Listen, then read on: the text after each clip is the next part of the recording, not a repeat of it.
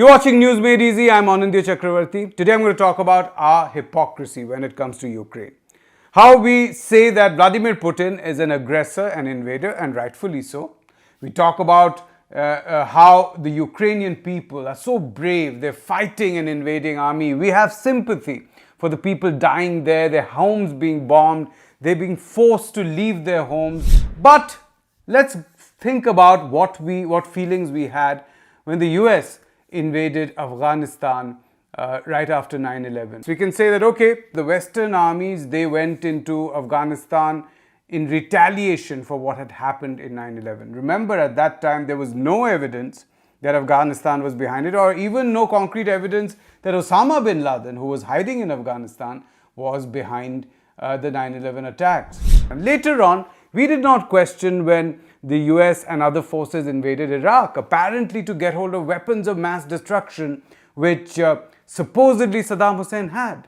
And the media reported it like that. We accepted it in large numbers. Maybe we were a little critical here and there. And when they caught Saddam Hussein, we cheered.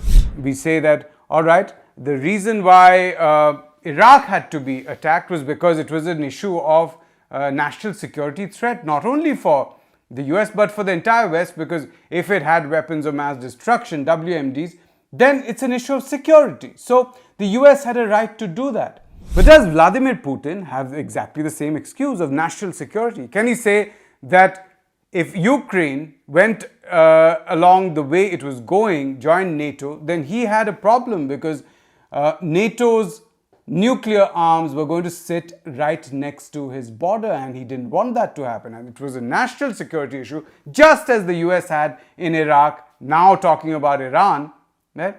Vladimir Putin wanted the same thing. He wanted Ukraine to stop joining NATO, not allow joint military exercises with the US and the West, with NATO and EU, and not join EU. So this is what he terms as his own national security interests. Let's see whether he has a point there, because let's look at what Europe looked like in the 1980s, right? One of the things here, as you're seeing, is Germany on that map on your screen. Germany, of course, was split into two parts, and all these small states that you see were all on the right side next to Russia, were all part of the USSR at that time. Germany got reunified, and at that time, the Soviet Union, the erstwhile Soviet Union, and Western nations, they had talks, and there was a promise made, which the promise was that NATO would acquire Germany. Germany would join NATO, but it would not move an inch to the right, right? So this is what in 1991 NATO's map looked like, right? All the erstwhile East Bloc countries, the ones which were part of the Soviet Union and the Warsaw Pact of that time, they were not part of NATO. But what happens in 1999? You can see a lot of these erstwhile countries have now joined NATO, and it's moving closer and closer towards Russia's border, right? Let's move further. 2004, some more smaller countries joined NATO. 2009, a few more countries joined NATO. 2017, another country joins, and even in 2020, we have one more country joining. And you can see the yellow spreading NATO and moving more and more towards Russia's border. And in 2021, last year, the US made an offer to Ukraine to join NATO as well. And what does that mean? That means that NATO, with its armed forces, with its nuclear arms, with its missiles, would be able to sit right next to Russia's western border. And you can see that Moscow is actually pretty close from there. And the point that Putin wanted to make is that this is going to be within striking distance of Moscow. Whether that is valid or not is not the point. The point is that it would be hypocritical of us to say that this is wrong, but the invasion of Afghanistan and Iraq and the sanctions on Iran, they are all right. Why? Because we automatically assume that the US and the West are beacons of democracy. But what is the US doing right now, which you did not see in your news feed? that did not become the top headline, which wasn't being talked about all over. And this is civilians being killed in US bombing in Syria, right? And I'm holding back the date. Here's the date, 3rd February 2022. This is just last month, beginning of last month. 6 children, 4 women, 13 people killed in special operations launched by US in the Idlib province, right? In Syria, in someone else's country, right? They've gone and bombed these places. So the US is known to be the big brother across the world. But do we have to be hypocrites like that to assume that what the US does is right and what Putin does is wrong? They're both wrong.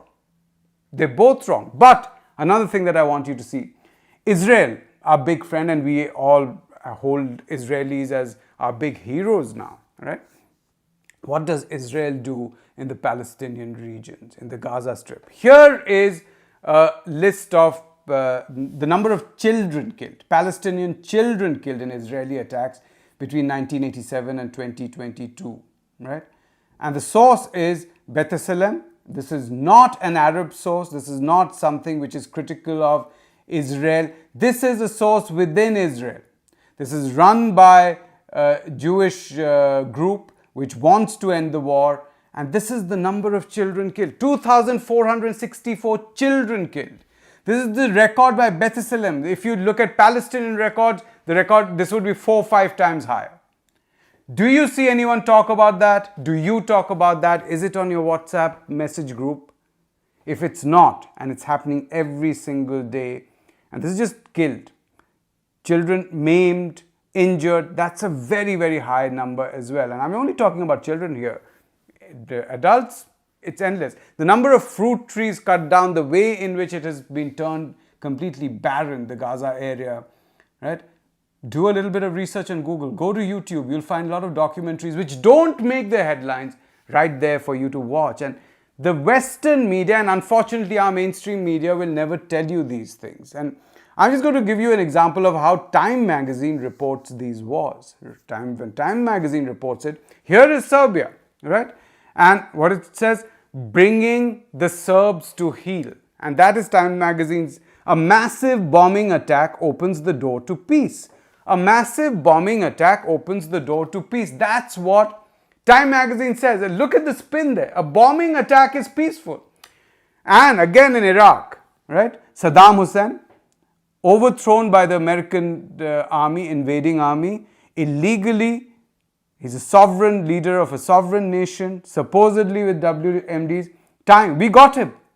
We got him. This is the Time magazine, right? Respected magazine. What happens when Putin enters Ukraine? The return of history, how Putin shattered Europe's dreams. Now, look at the comparison right there on your screen.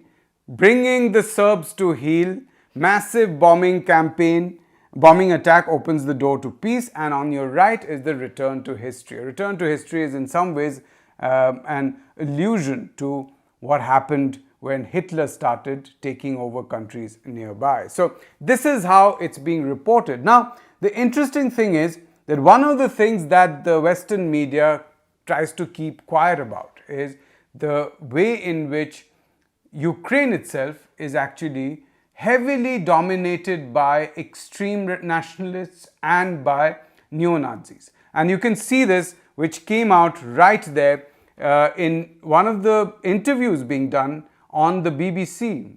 And I'm just taking it from Twitter. This has been put up by a Twitter handle by Alan McLeod, and he talks about the most racist Ukrainian coverage on TV news. And you should watch it, you should listen to it. This man is Ukraine's deputy chief prosecutor. And the language he's using is completely neo-Nazi. Right? It's a neo-Nazi language which the Western nations, the Western media is never going to point out, and they're going to basically try and say that this does not exist. Listen to it.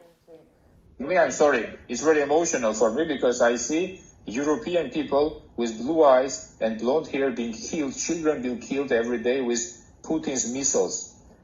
and his helicopters and his rockets. And so, of course, I understand and respect. But yes, of course, you can say that, okay, they are right-wing, they are extreme nationalists, they are neo-Nazi, but as long as they're not being violent and killing people inside, no one else has the business, any external force doesn't have any business entering. There can be arguments about that because this neo-Nazi movement in Ukraine has been violent. It has been violent against a lot of people, against minorities, against ethnic Russians. So there can be an argument against that as well. But the point here is that has the West, has the US been innocent of regime change in Ukraine? And I'm going to rewind a little bit and take you back to 2014 when the Euromaidan revolution took place. When young people came and took over the central square of Kiev along with support from opposition parties and opposition leaders, and they basically forced the elected president Yanukovych to resign and leave, right? Was that a completely spontaneous thing? There are two pieces of evidence to believe why it isn't the case, why that the West was actually deeply involved in the regime change at that time. And there are two pieces of evidence. I'll start with the first one, and that is this conversation that took place between a senior US official, Victoria Nuland, from the Obama administration, who was in charge of Ukraine at that time, and the US ambassador to Ukraine, Jeffrey Pyatt, right? And you can see that it clearly tells us that the US is actually calling shots as to who will form the new government, right? Listen in, and this is all happening while an elected government, lawful government is still in place. I'm just thinking in terms of sort of the process moving ahead, we want to keep the moderate Democrats together. The problem is going to be Tony Book and his guys. And, I'm sure that's part of what Yanukovych is calculating on all of this.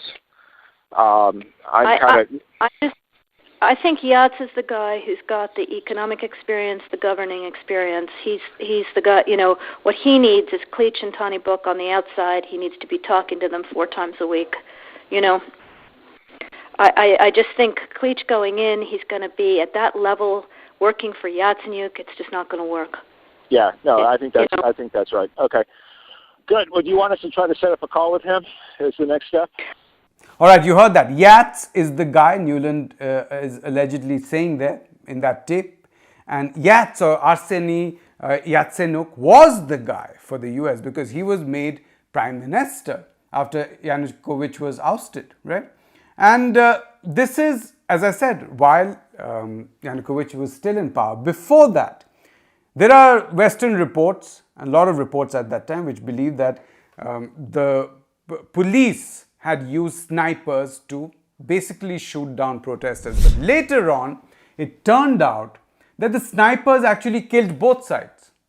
And the snipers apparently were from the opposition, not from Yanukovych, who was ousted, right? Against whom the protests were taking place. How do we know that? Again, this is a leaked conversation that took place between two people, again a telephone conversation, and this is between EU's Foreign Affairs Chief Catherine Ashton and the Estonian Foreign Minister Urmas Paet. And again, listen to what is being said here. Told that, well, all the evidence shows that people who were killed by snipers from both sides, among policemen and people from the streets, that they were the same snipers killing people from both sides. Well, yeah. So that, and then she also showed me some photos. She said that as medical doctor, she can, say that it is the same handwriting, the same type of bullets, and it's really disturbing that now the new coalition, that they don't want to investigate what exactly happened. So that there is now stronger and stronger understanding that behind snipers, it was not Yanukovych, but it was somebody from the new coalition. I think they do want to investigate. I mean, I didn't pick that up. It's interesting. Gosh. Yeah. So who was doing this? How did this happen? Why did these false flag operations take place, which helped a regime change take place, an anti-Russian regime take place in Ukraine, which was once a close ally of Russia? Right? What happened? Again, as I'm saying, the important thing here is to remember that big powers are all have blood on their hands. There is no good side, there's no bad side. Both are acting in terms of power. And yes, you can say they're all bad if they impose war on innocent people, right? This war right now is being led by Putin. It has been created over a period of time because of conditions of conflict between two sides, Russia on the one side and NATO on the other. The victims of it are the Ukrainian people. But remember, when you feel sympathy for the Ukrainian people, which you must, when you feel angry that there's war and you feel worried about war and you want peace, do look into your own heart and say, would you do it again when the Israeli forces kill more Palestinians? Will you do it again when the US bombs and in collateral damage some civilians die in some other poor country? That's the show today. Keep watching NewsClick. Do subscribe to us. Like this video, share it as well.